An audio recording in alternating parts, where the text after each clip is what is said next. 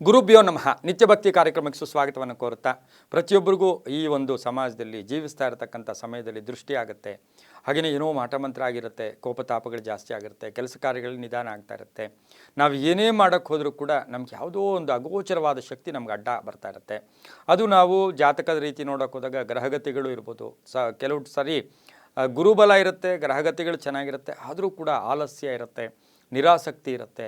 ಇದಕ್ಕೆಲ್ಲಕ್ಕೂ ಕೂಡ ಕಾರಣ ಏನು? ನಾವು ಹಿಂದಿನ ಕಾಲದಲ್ಲಿ ಏನಾಗಿತ್ತು, ಮನೆಗಳಲ್ಲಿ ದೃಷ್ಟಿ ತೆಗಿತಾ ಇದ್ರು ಅಥವಾ ಬೇರೆ ಬೇರೆದು ಏನೋ ಒಂದು ಮಾಡ್ತಾಯಿದ್ರು. ಆದರೆ ಇವತ್ತಿನ ದಿನ ತಂತ್ರಶಾಸ್ತ್ರದಲ್ಲಿ ತಾಂತ್ರಿಕವಾಗಿ ನಾವೊಂದು ಸಣ್ಣ ಉಪಾಯವನ್ನು ಮಾಡಿಕೊಂಡಿದ್ದೆ ಆದರೆ ನಮಗೆ ಈ ಆಲಸ್ಯ ಇರ್ಬೋದು, ನಿರಾಸಕ್ತಿ ಇರ್ಬೋದು, ದೃಷ್ಟಿ ಇರ್ಬೋದು, ಜನರಿಗೆ ದೃಷ್ಟಿ, ಅದಕ್ಕೆ ಹೇಳ್ತೀವಿ ನರದೃಷ್ಟಿ ಬಿದ್ದಾಗ ಮನುಷ್ಯ ಎಲ್ಲೋ ಪಾತಾಳ ಕೊಟ್ಟೋಗ್ತಾನೆ, ನಾರಾಯಣನ ದೃಷ್ಟಿ ಬಿದ್ದಾಗ ಎಲ್ಲೋ ಒಂದು ಕಡೆ ಅಷ್ಟು ಉನ್ನತವಾದ ಸ್ಥಾನಕ್ಕೆ ಹೋಗ್ತಾನೆ ಅಂತ ಹಿರಿಯರು ಕೂಡ ಹೇಳ್ತಾ ಇರ್ತಕ್ಕಂಥದ್ದು ಅನುಭವಪೂರ್ವಕವಾಗಿ. ಹಾಗಾಗಿ ಮನೆಗೆ ದೃಷ್ಟಿ ಆದಾಗ ಏನು ಮಾಡಬೇಕು, ನಾವು ಏನು ಮನೆಗೆ ಉಪ್ಪು ತೆಗಿತೀವಿ ಅದು ತೆಗಿತೀವಿ ಅಲ್ಲ, ಆದರೆ ಪರ್ಮನೆಂಟಾಗಿ ದೃಷ್ಟಿ ಹೇಗೆ ತೆಗಿಬೇಕು ಅಂತ ನಾವು ಯೋಚನೆ ಮಾಡೋಕ್ಕೆ ಹೋದಾಗ ನಮ್ಮ ಮನೆಗಳಲ್ಲಿ ಎಲ್ರಿಗೂ ಸಹ ಗೊತ್ತು, ಕಲ್ಲುಪ್ಪು ಇರುತ್ತೆ.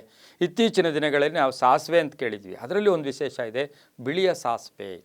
ಯಾಕೆಂದರೆ ಬಿಳಿಯ ಸಾಸಿವೆಗೆ ಅಷ್ಟೊಂದು ಪವರ್ ಇದೆ. ಹೋಮ ಹವನಗಳಲ್ಲಾಗ್ಬೋದು ಮೊದಲಿಂದ ಉಪಯೋಗಿಸ್ತಾ ಇದ್ರು, ಆದರೆ ಇತ್ತೀಚೆಗೆ ಏನಾಗಿದೆ ಅದರ ಹೆಸರು ಕೂಡ ಅಷ್ಟು ಎಲ್ಲ ಕಡೆ ಅದು ಪ್ರಚಾರದಲ್ಲೂ ಕೂಡ ಇದೆ.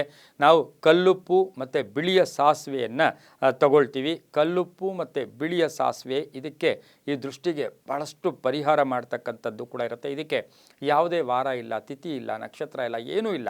ಕಲ್ಲುಪ್ಪು ತಗೊಳ್ಳೋದು, ಅದು ಪ್ಲಾಸ್ಟಿಕ್ದಾಗಿರಬಾರ್ದು, ಸ್ಟೀಲ್ದಾಗಿರಬಾರ್ದು, ಗಾಜಿಂದಾಗಿರಬಾರ್ದು, ಮಣ್ಣಿಂದು ಒಂದು ಹಣತೆ ತಗೊಂಡು ಮಣ್ಣಿನ ಹಣತೆ ತಗೋಬೇಕು. ಅದರಲ್ಲಿ ಏನು ಮಾಡಬೇಕು, ಕಲ್ಲುಪ್ಪನ್ನು ಹಾಕಬೇಕು.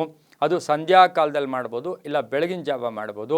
3 ದಿನಕ್ಕೆ ಒಂದು ಸರಿ ಇದನ್ನು ಬದಲಾವಣೆ ಕೂಡ ಮಾಡಬೇಕಾಗಿರುತ್ತೆ. ಪ್ರಥಮವಾಗಿ ಏನು ಮಾಡಬೇಕು ಅಂದರೆ, ಒಂದು ಮಣ್ಣಿನ ಹಣತೆ ಥರ ಏನಾದರೂ ಒಂದು ಬಟ್ಲು ಮಣ್ಣಿಂದು ಸಣ್ಣ ಪುಟ್ಟದ್ದು ತಗೊಂಡು ಅದರಲ್ಲಿ ಕಲ್ಲುಪ್ಪನ್ನು ಹಾಕಿ, ಅದರ ಮೇಲೆ ನಾವು ಬಿಳಿಯ ಸಾಸಿವೆಯನ್ನು ಹಾಕಿ, ಅದರ ಮೇಲೆ ಸ್ವಲ್ಪ ಅರಿಶಿನ ಪುಡಿಯನ್ನು ಹಾಕಿ, ಅದನ್ನು ಎರಡೂ ಕೈಯಲ್ಲಿ ದೀಪದೋಪಾದಿಯಲ್ಲಿ ಹಿಂಗೆ ತಗೊಂಡು ನಾವೇನು ಮಾಡಬೇಕು, ಮನೆಯಲ್ಲಿ ಈಶಾನ್ಯ ಮೂಲೆಯಿಂದ ಪ್ರಾರಂಭ ಮಾಡಿ ಪ್ರತಿ ರೂಮಿನಲ್ಲೂ ಪ್ರತಿ ಜಾಗದಲ್ಲೂ ಎಲ್ಲ 4 ದಿಕ್ಕುಗಳಿಗೆ ಅದನ್ನು ತಗೊಂಡೋಗಬೇಕು.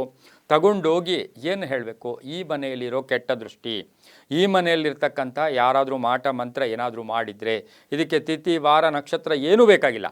ಸೂರ್ಯ ಉದಯ ಆಗ್ತಾ ಇರ್ತಕ್ಕಂಥದ್ದು ಇಲ್ಲ ಸೂರ್ಯ ಅಸ್ತ, ಎರಡರಲ್ಲಿ ಯಾವಾಗ ಬೇಕಾದ್ರೂ ಮಾಡ್ಬೋದು. ಅದನ್ನು ಇವತ್ತೇ ಮಾಡಿ, ನಾಳೆನೇ ಮಾಡಿ, ಎಲ್ಲ ಕಡೆ ಓಡಾಡಿ ತಕ್ಷಣ ಏನು ಹೇಳಬೇಕು ನೀವು, ಈ ಮನೆಯಲ್ಲಿರುವ ಕೆಟ್ಟ ದೃಷ್ಟಿ, ಈ ಮನೆಯಲ್ಲಿರುವ ನಕಾರಾತ್ಮಕ ದೃಷ್ಟಿ, ಈ ಮನೆಯಲ್ಲಿರ್ತಕ್ಕಂಥ ಯಾವುದಾದ್ರೂ ದೋಷಗಳು ಎಲ್ಲವೂ ಕೂಡ ಹೊರಟೋಗಲಿ ಅಂತ ಹೇಳಿಬಿಟ್ಟು ಮನೆಯೆಲ್ಲವನ್ನು ಓಡಾಡಿದ್ದಾದಮೇಲೆ ಒಂದು ಜಾಗದಲ್ಲಿ, ಕಾಣಿಸದೇ ಇರತಕ್ಕಂಥ ಜಾಗದಲ್ಲಿ, ಅದು ಹಾಲಲ್ಲಿ ಇಡಬೇಡಿ, ರೂಮ್ಗಳಲ್ಲಿ ಬೇಡ, ಹಾಲಲ್ಲಿ ಎಲ್ಲಾದರೂ ಇಟ್ಬಿಟ್ಟು ಅದನ್ನು 3 ದಿನ ಅದನ್ನು ಮುಟ್ಟೋಕ್ಕೆ ಹೋಗಬೇಡಿ. 3 ದಿನ ಆದಮೇಲೆ ಅದೇ ಸಂಧ್ಯಾಕಾಲದಲ್ಲಿ ಅದನ್ನು ತೊಗೊಂಡೋಗ್ಬಿಟ್ಟು ಎಲ್ಲಾದರೂ ಗಿಡಗಳ ಹತ್ರ ಇಟ್ಟು ಬಂದುಬಿಟ್ರೆ, ಈ ರೀತಿ 3 ದಿನಕ್ಕೆ ಒಂದು ಸರಿ ಮಾಡಿಕೊಳ್ಳಿ, ತುಂಬಾ ಒಳ್ಳೆಯದಾಗುತ್ತೆ.